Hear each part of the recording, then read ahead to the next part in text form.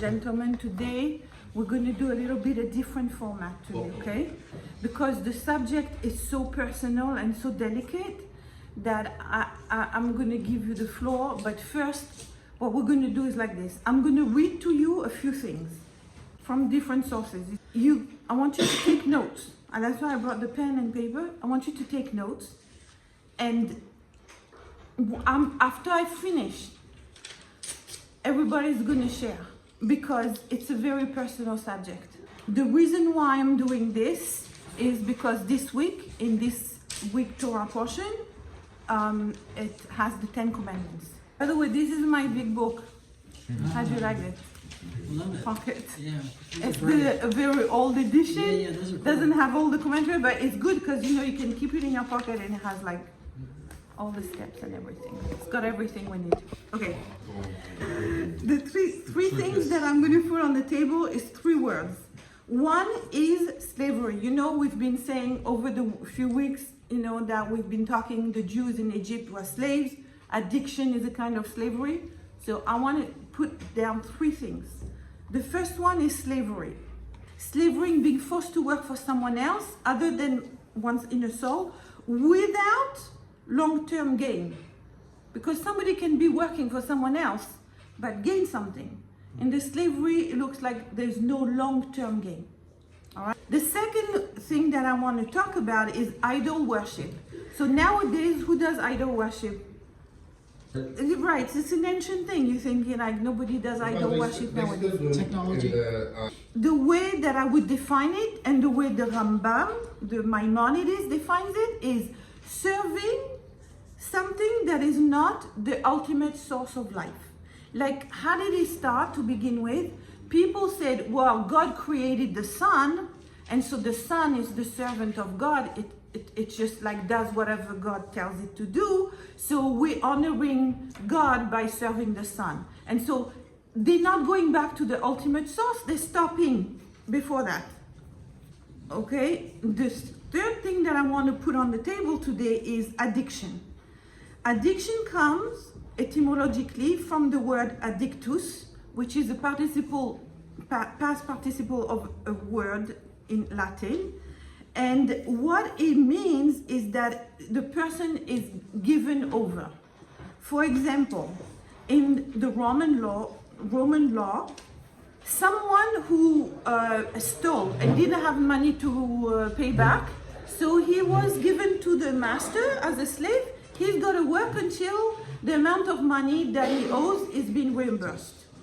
Someone is bound to another due to debts, and effectively he becomes a slave, right? Okay, so ad means to, like going to someone, and diction comes from the word dicere, which means to say. So the court or the people, the judge says, you know what? I am declaring that this guy is given over to this other guy who he owes money to. That's the addiction. That's how it started. A person is given over to another person officially. How do you say? We're declaring you to this guy. You now attached to him. What is the definition according to the dictionary of slavery? Slavery, submission to a dominating influence. There's a power, has influence on you. The second one, the state of a person who is the chattel of another. That's what we said about the person who didn't have money. Now he's slave.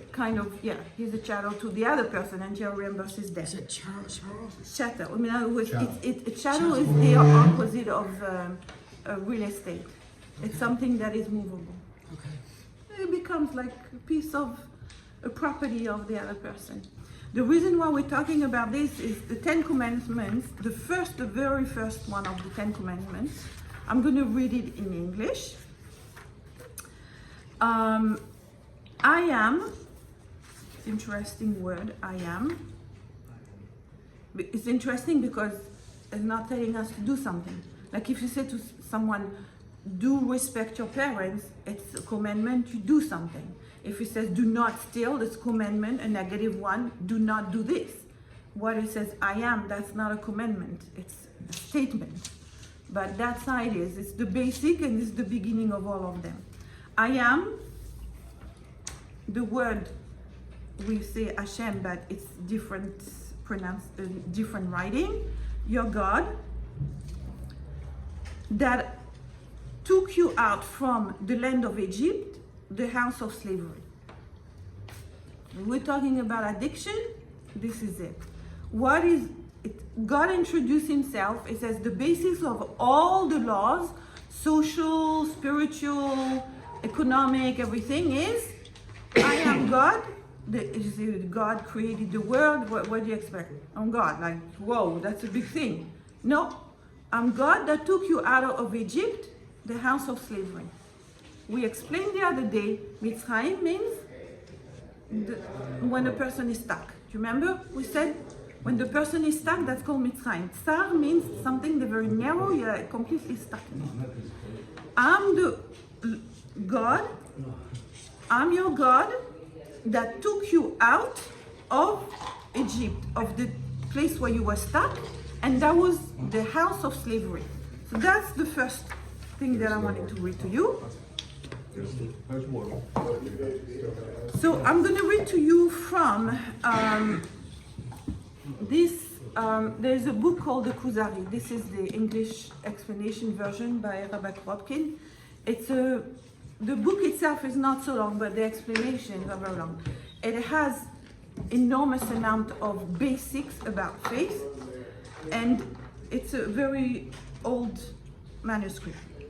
So Rabbi Yehuda Levi, one who authored this book, says the reason why the 10 commandments mention coming out of a place where you are stuck, rather than I'm the God who created the world, is because the fact that God take you out of your problem, of the place where you're stuck, demonstrate the concept that God is personal. It's personal. And that's why we're going to have this thing today, because it's such a personal concept that everybody has to have their own idea. The concept of a personal God. In other words, if you say God created the world, okay, created the world, finished. Now, how about you say it's a God that did something to me? I took you out. It's talking to you. I'm God, but I took you out of slavery. In other words, it's like a connection here. You did something to me. It's not like you created the trees and the universe and the tide and the moon and all the planets and all the stars. No, it's something to do with me. I took you out of slavery. So it's very personal, right? Mm-hmm.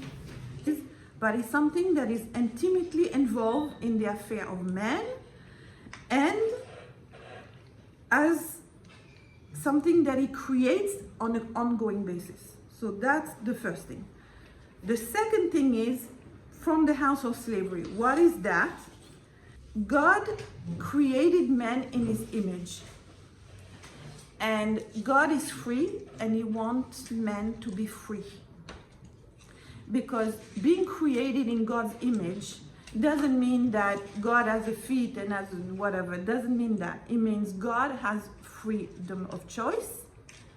And we, as a creation, we are created the same way he is. Therefore, we have freedom of choice. And he wants us to have that. That's what makes a human being is created a choice. God wants us to have freedom of choice. And in addiction, it's like that freedom of choice is taken away. Right. I agree. The second thing that I want to mention is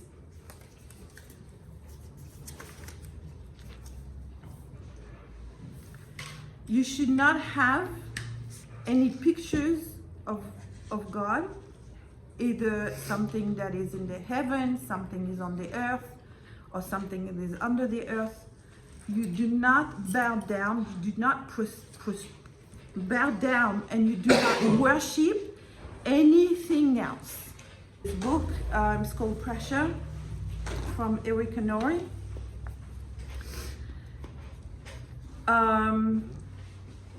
it goes like this.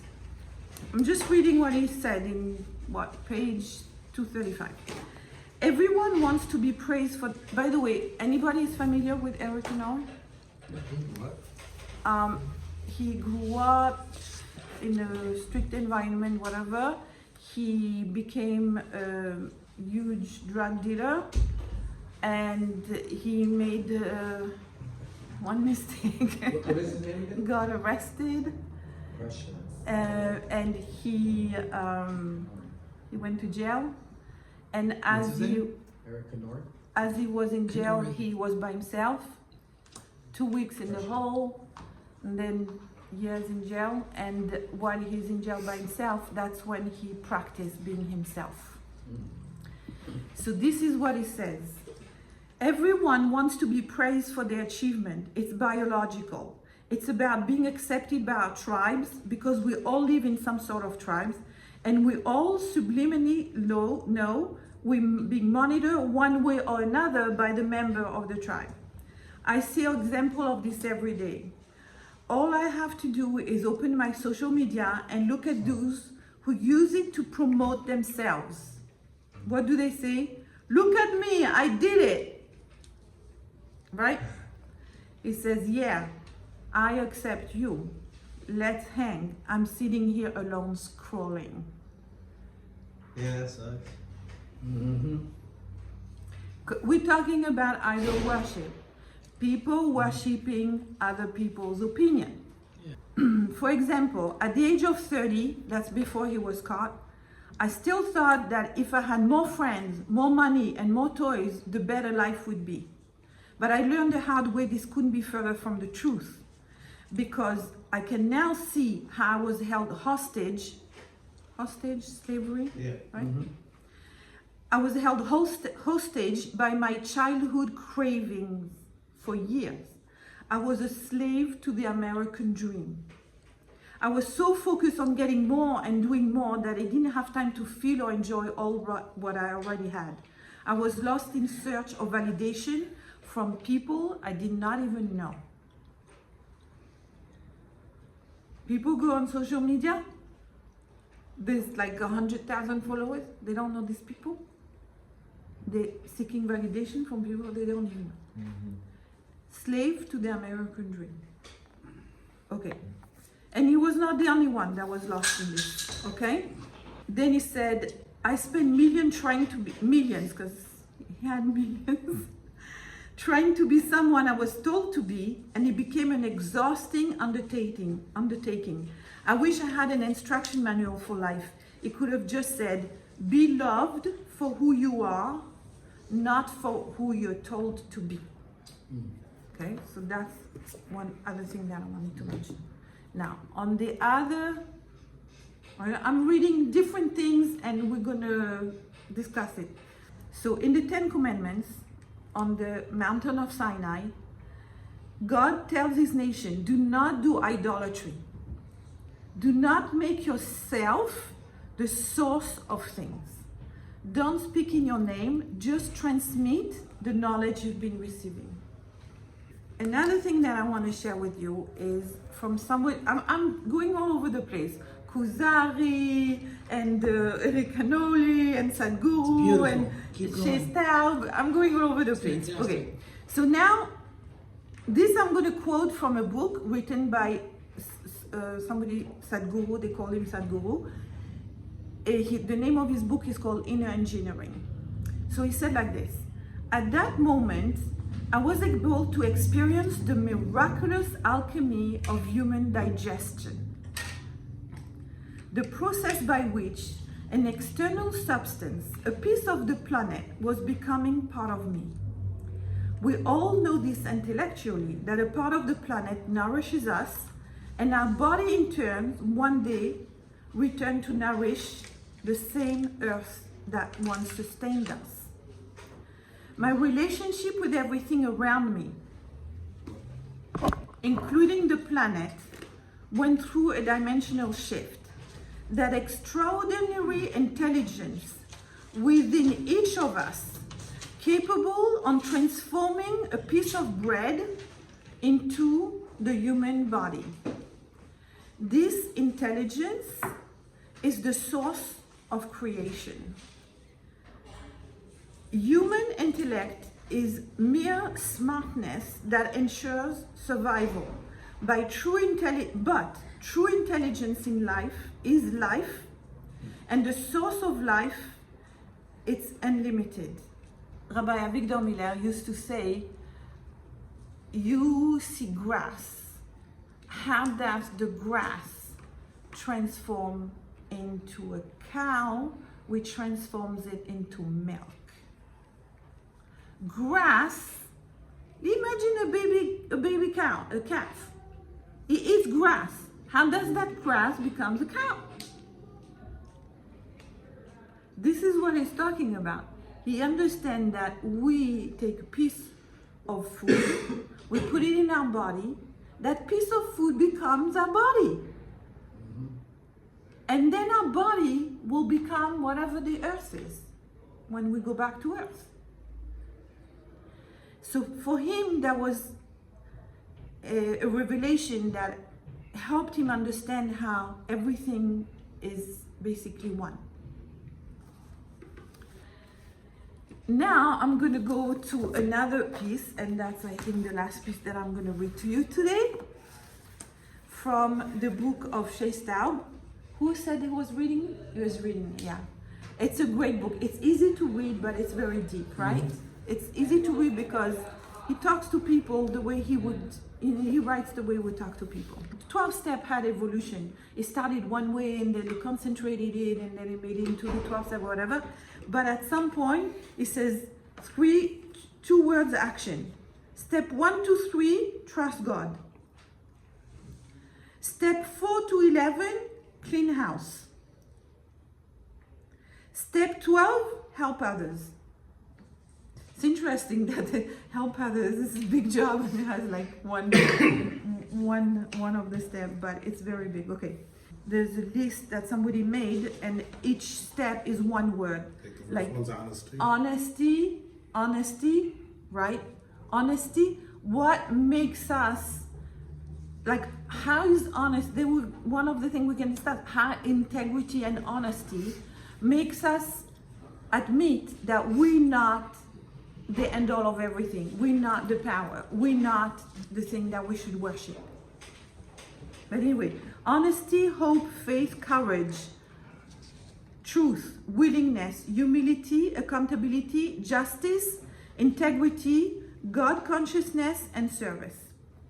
So like I said, in 3 words, trust God, clean house, help others. Pretty amazing. What makes an addict is a combination of 2 factors. They are profoundly disturbed and unsettled with their own existence as an entity apart from God. I'm going to repeat it. They're profoundly disturbed and unsettled with their own existence as an entity apart from God. Anytime you have separation, anytime you have conflict, you don't feel good. And apparently, this is what happened why people go into addiction, because they are in conflict. There's a conflict somewhere. They don't feel good, right? And the second thing that he quotes is, for reason unknown, they can somehow briefly simulate relief from this condition of conflict and separation by taking their drugs of choice. There's a problem. They feel separated. And we talked about union and about being one with the universe. And then there is the addict. They have one other component. They briefly simulate relief. Simulate doesn't mean it really happens. It's a simulation. It's not the real thing, right? They simulate relief from this separation that they're not aligned with God by taking the drug of choice. This is a trap of addiction, and that's the problem we've been trying to define. The real problem that lies at the core of addiction is that addicts are people who are in dire need of a relationship with God, but they're able to substitute fulfilling this need with a behavior that is essentially self-destructive. One more thing and then we open the floor. The use of the word God 4 times throughout the steps, and as also we've seen, 10 commandments. Basic. The first one, Anochi Hashem, I am God. Like, obviously, you begin with what's important. Okay, the use of the word God 4 times throughout the steps, because the steps have like 12 steps, so like 200 words, something like that, constitute a ubiquitous usage. As such, it's difficult to imagine that the steps do not offer some notion of what God is. Tells you God, in the steps tells you God, doesn't tell you what it is, how it is, where, what, nothing. It's your own, that's why it's called the God of our understanding, because it's very personal. They also tell us about Him. First, they let us know that He's a power, that this power is greater than ourselves. God is not an idea, an abstraction. He's a force and He is active. And this force is more powerful than we are.